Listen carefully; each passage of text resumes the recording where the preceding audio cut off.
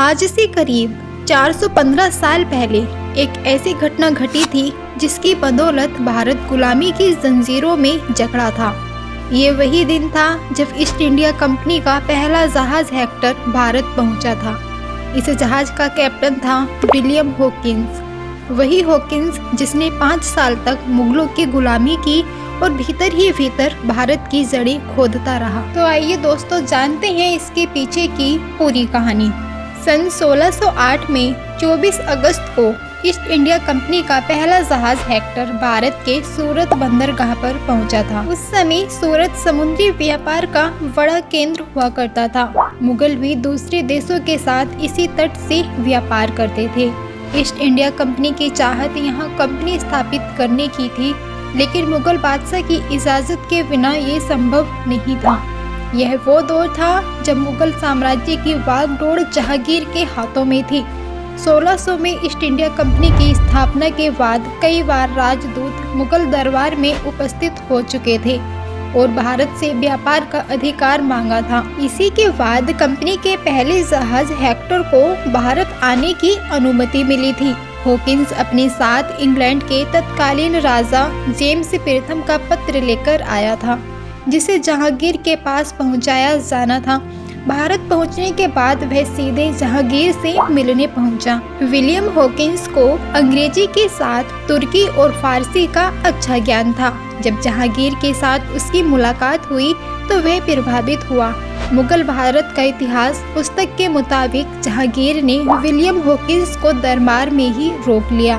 Hawkins की लिखी पुस्तक के मुताबिक जहांगीर ने उसे 400 सवारों का मनसबदार बना दिया। मुगल शासन में हॉकिंस के कामकाज से जहांगीर इतना खुश था कि उसने हॉकिंस को खान की उपाधि दी और अपने दरबार की ही एक आर्मेनियाई ईसाई लड़की से उसकी शादी करा दी थी।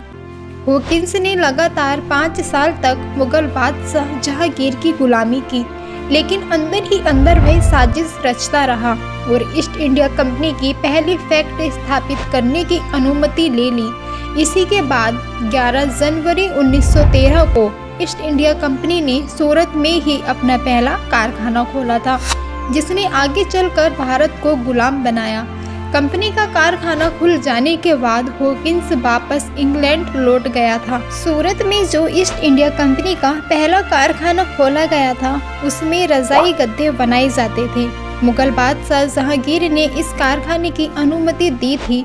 हालांकि कंपनी के ऊपर मुगलों की ओर से कुछ नियम और शर्तें भी लगाई थीं। ईस्ट इंडिया कंपनी के पहले जहाज हेक्टर ने जब भारत में कदम रखे, उससे पहले पुर्तगाली और डच भारत आ चुके थे।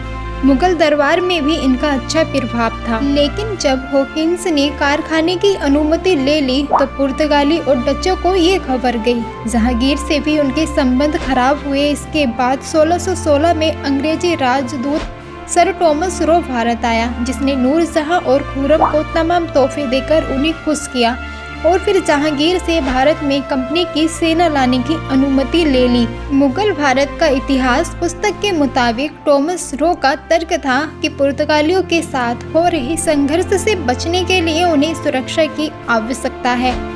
इसके लिए वे सिर्फ मुगल सेना के भरोसे नहीं रह सकते। इस फरमान के बाद ही भारत में ब्रिटिश सेना दाखिल हुई और धीरे धीरे कंपनी ने अपना वर्चस्व स्थापित कर दिया। तो दोस्तों, ये था मुगलों का वो चापलूस अंग्रेज जिसने डाली थी भारत को गुलाम बनाने की नींव।